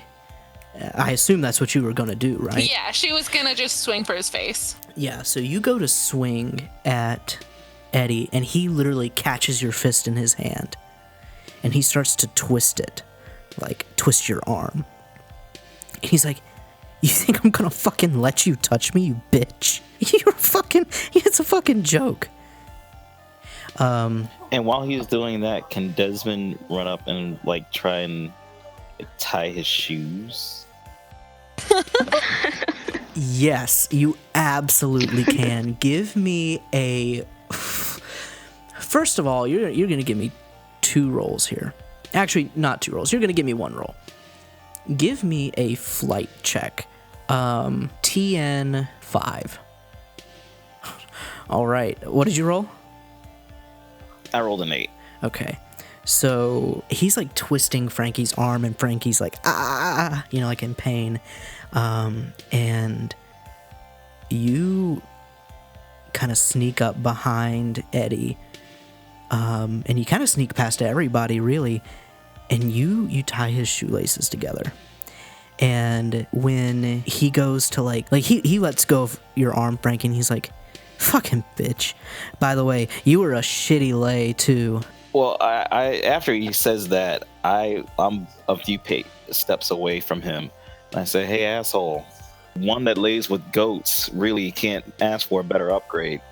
Oh, you little motherfucker. And as soon as he, like, goes to step forward, he face plants onto the ground. And everyone, even his buddies, start chuckling. Definitely laughing here. Frankie tries to kick him in the head while he's down. Xander's kicking him too. Oh, that was kind of his plan all along. She like goes for his face too. She's like, all right. I would like to get in between him and Frankie. Hold on. And just kind of back her off. Hold on. Frankie, you're going to kick him in the face. Yeah, she's going to try to break his nose. All right. I'm the one that got Frankie, he said something mean to her. Frankie, give me a fight roll, and he's going to be totally defenseless here. We're just going to see how bad it hurts him. 4. I'm going to say it doesn't hurt him very bad because, like, you kind of catch your toe on the ground a little bit and, like, hit him with the top of your foot. He's like, oh, you fucking bitch. And then he kind of, like, tries to stand up, and as he tries to stand up, he falls back down.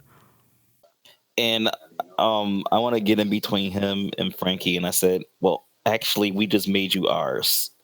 And then I take Frankie and we walk away. All right, so you say that, and, like, his buddies start to scramble to, like, help him up. It's Xander and Kyle.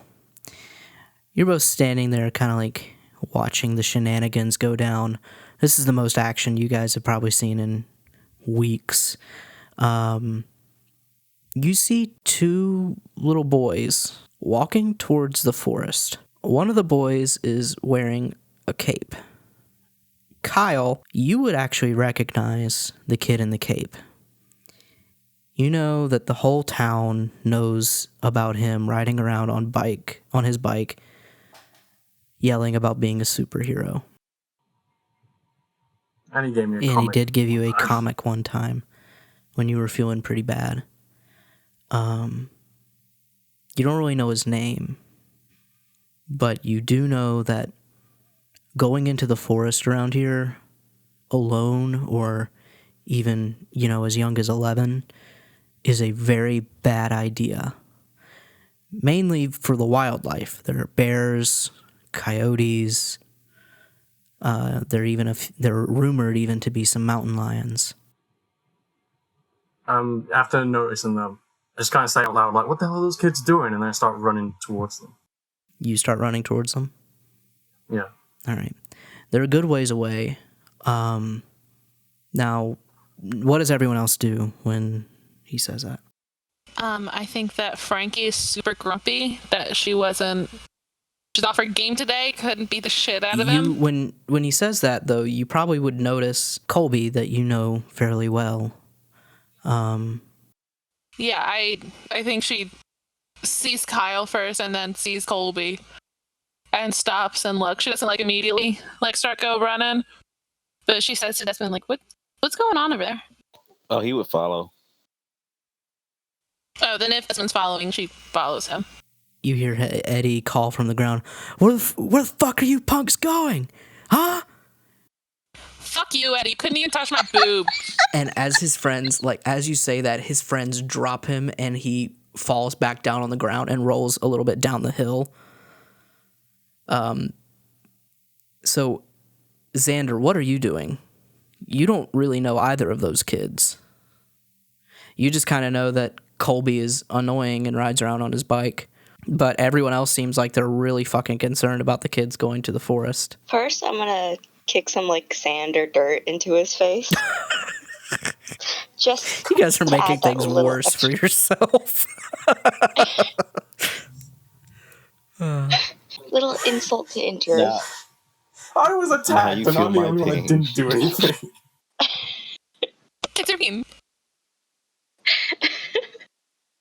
Xander's a dick. We've established this. He's gonna pick up the money he threw, because he's not gonna let this guy have it, and then say, "See you later, asshole," and run after everyone else. So you rob him as well. Pretty much, yeah. So when you guys start running towards the forest, the sun is getting lower. It's probably about 4:15 at this point. The sun isn't down by any means. But when you guys start running, you notice that Colby and Jack have picked up almost into a full sprint, running into the forest. And you guys go running, and then you get to the edge of the forest. And I need everyone except for Colby, to give me a grit roll, a TN of 6. Hey. 2, 2, 4, and a 13. Okay. The best stats. So Xander is the only one who is totally unfazed by the forest. Xander, as you guys approach the forest, all of you kind of come to like a screeching halt, and Xander kind of runs like halfway in, and then like you notice that no one's with you. Kind of gonna stop, and, like, spin around and stare at him and be like, "What? You guys have never been in here before?" It's fucking spooky. Just gonna shrug. I say black sense tingling.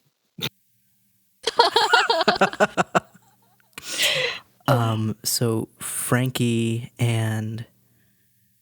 you know that you've heard rumors of Bat Squatch. Guys, it's Bat Squatch. You know that Bat Squatch is out there somewhere. And Kyle, you're often spooked by the rumor around town that early in the morning, close to witching hour, like 3 a.m., that on every Thursday that lights can be seen coming from the forest, and this starts to run through your head at the mystery of what's actually out there. Xander, what do you say to them? Considering completely unfazed by this, that this is, I guess, relatively normal to him, gonna kind of, is a shrug, stare at them, and point with his thumb over his shoulder. It's like, I thought we were going in here for a reason. Do you just leave it? Okay, whatever. So, all of you can continue moving forward, but it's not going to be at the same pace you were going. Instead of a run, you guys are now at a fast walk. Do you all go into the forest? Yeah, cautiously. Very cautiously, and just still on the lookout for Bat Squatch. So you guys enter the forest, and almost as soon as you do, the level of light has drastically decreased with the canopy of leaves above your head, with lights coming down through every now and then through the leaves shining into the forest. It's a thick, dense forest, and you guys have entered into a part where there's no real set path. But you can hear Colby and Jack moving. They're far, but you can still hear them. Does anybody have a knife? Keelan, I believe you have a particular... Yes. Don't forget your strengths, folks. They have actual mechanical benefits. Okay, yeah, I spend 2 adversary tokens. So I will do that, yeah. I will spend 2 adversary tokens to have a knife in my backpack, which I got from my dad's hardware store. All right. So you have a kind of like a, not a Bowie knife, because you would never get away with that at school, but you've got like a, I'll call it a utility, like a utility knife kind of thing, like a Swiss Army knife. It's got a few gadgets on it. You could say I picked it up after we went back. Yeah, sure. But you've got a Swiss Army knife, utility knife that you carry with you, for various things. It's just useful. She holds out her hands in a grabby motion. Gimme! Jeez, here. Thank you. Sorry, I didn't mean to be aggressive. You're always aggressive. Also, would you know Kyle, or would you introduce yourself to him? She doesn't know who he is. I'm Frankie, by the way. Thank you for your knife. This is very weird. And she starts scratching the trees as they go by so they don't get lost. Oh, hey, look at you. You guys follow them running, and you follow that sound for a while. And it gets deeper and deeper, and it gets darker and darker as you go, as the sun is going down. Let's see, would any of you have ever spent any time out in this forest at all? I probably would have. Okay. I could make an argument for Frankie, in that her dad and her camping, so she learns survival methods, but not often. All right. So the two of you who have been out in the forest, give me brain rolls. TN of, I'll say TN of 4. Yes, big ol' one. We get adversity when we fail. Yes, whenever rolls, right? you guys fail a roll, make sure you tick an adversity token off. Wow. You've actually already passed the roll, so you don't have to keep rolling. I know, but I wanted to see. So the two of you who've spent time out in the forest, Frankie, you have no idea where you are. Xander, you know that you guys are near the very small lake that's in the middle of the forest. There's a small lake with an island out in the middle of it. Now, it's not like a huge lake or anything. I mean, you could swim across in a couple minutes. But you know that you're very close to that. And that's where their footsteps are going. Oh, they're going where the bat squatch lives. Oh man, you mean the lake? Oh fuck. The fuck is a bat squatch? It's really big. It looks like a bat, but also like a big buff man. And evil. Oh yes, it's terrifying. Guys, we gotta get the kids before the bat squatch drowns them. Also, before it gets dark. And before it gets dark. Because you know that once it gets dark, you guys are going to have a hell of a hard time getting back out. All right, so you guys keep moving, and you keep following their footsteps, and you go deeper and deeper into the forest until you come to kind of a clearing. And at this clearing, as you're running, the trees get thinner and thinner until eventually you come out into this opening where there's maybe about 100, 150 feet of shoreline to the water. And the water is dark and kind of stagnant.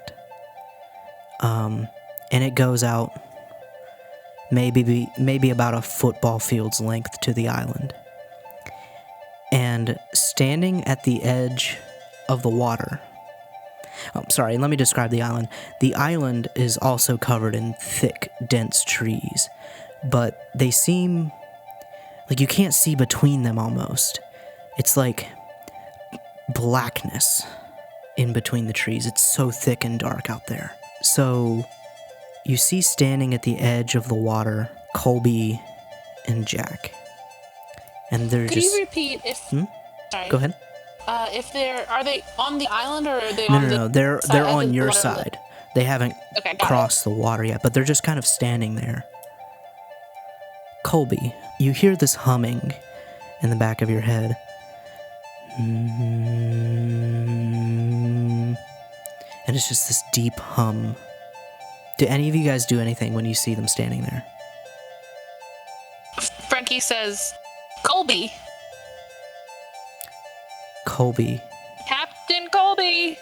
Colby, give me a give me one more grit check, and this time the TN is going to be 2. Yay! I rolled a 3. When you hear Frankie shout, "Colby," you kind of snap out of it and the humming goes away. And you have no idea where you are. Where? Do I turn around? Do I see Frankie? What? I don't know. What do you do? Oh gosh. Okay. So I snap out of it, and my feet are wet and kind of moist because I'm walking in mud and everything. And I'm looking around. I have no idea where I am. I look at Jack, and he's just out. Like, I'm just like, he's standing there. He's still in the trance. I look behind me, and I see Frankie, and I instinctually just run up to her and give her a hug around the waist, and just, I'm not crying, but I'm just like in shock. Mm-hmm. What the fuck, Cole? So, all right, just roleplay that out a little bit. So, you're not crying? You said? I'm not sobbing, but I'm clearly shooketh. Okay, and Frankie just was like, "What the fuck?" Not at the hug, at the situation. And she's kind of like petting his head delicately, but is also like, what the fuck? I saw Adam. It was. I heard him. It was this voice.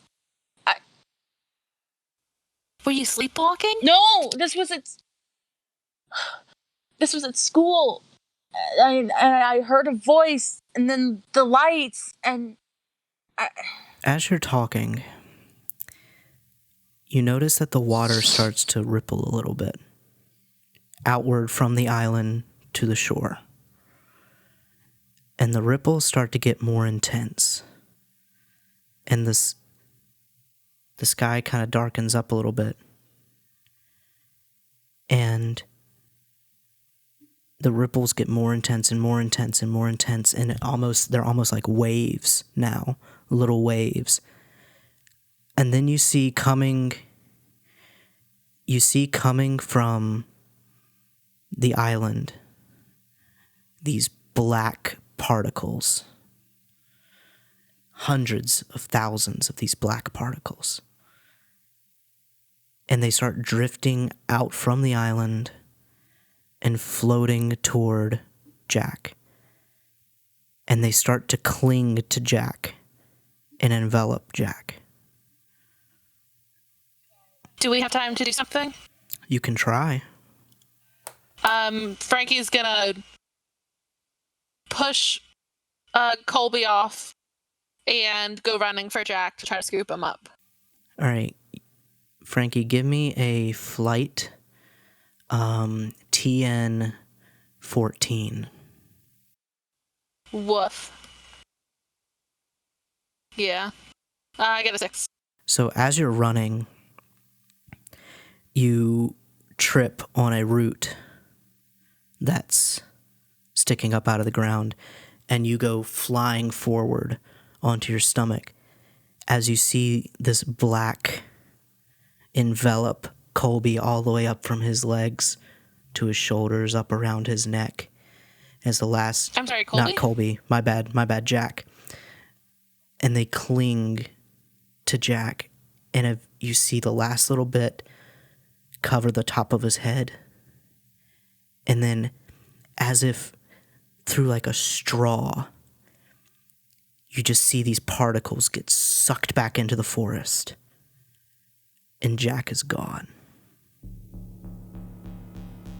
And the water starts to calm down, no longer rippling. And the sky lightens back up a little bit. he didn't even give me his comic. What a time, Colby. That is not appropriate right now. Also, that's your best friend, so you probably wouldn't say. Okay, no, but I guess it's like so. I guess it's kind of like he's so in shock that that's just kind of the first thing that comes out. It's not like he's making a joke, but it's like he's so in shock. Like, what else do you say? Your best friend just died in front of you. Well, you don't know if he's dead or not. You just know that he's not For there. an 11-year-old, I would think he's dead. Frankie looks to Desmond like, I'm stupid. What do you think is going on? Like, she just gives him the... My reaction is just, oh, holy shit. I just say out loud, was that kid fucking eaten by bugs? No. So what do you guys do? I think Frankie just, like, sits there for a minute, like, what the fuck? I think Colby realizes that if Frankie didn't snap him out of it, he would have been in the same situation. And he kind of, like, goes to grab Frankie's hand, and his hand's, like, obviously shaking. He's, like, again, being the 11-year-old, he's like, Brian. I'm going to where Jack was to see if there's anything there. There's nothing. Just his footprints from in the sand. I think Kyle, for once showing actual distress rather than, I don't know what the word is, but you can see that there's actual distress on his face now. He just says to everyone, like, we need to get the fuck out of here, and just starts heading back. Okay. What do the rest of you do? I mean, yeah. Probably need to get the fuck out of there. I think Frankie gets up and, still processing, kind of grabs Colby by the shoulder to bring him along and starts moving with Kyle, but is like, just has no idea how to process. So you guys, following the tracks that Frankie made in the trees, you guys make it back out to the forest. And when you get to the edge of the forest, all of you pause for just a moment, taking in the weight of kind of what's just happened. And we're going to end it there. What a hell boy. of a first session. So we beat up a guy and got a kid pretty much killed. Yeah, for sure. Somebody probably should have tried to, like, scream the other kid's name. None of us knew None him. of us knew it. So you guys have basically a week of time. We're going to advance a week. Think about what you want to do in that week time. And when we come back next week, we will role play that out some, kind of what you do and the things that you go about doing during that week. And then we will continue on with the story.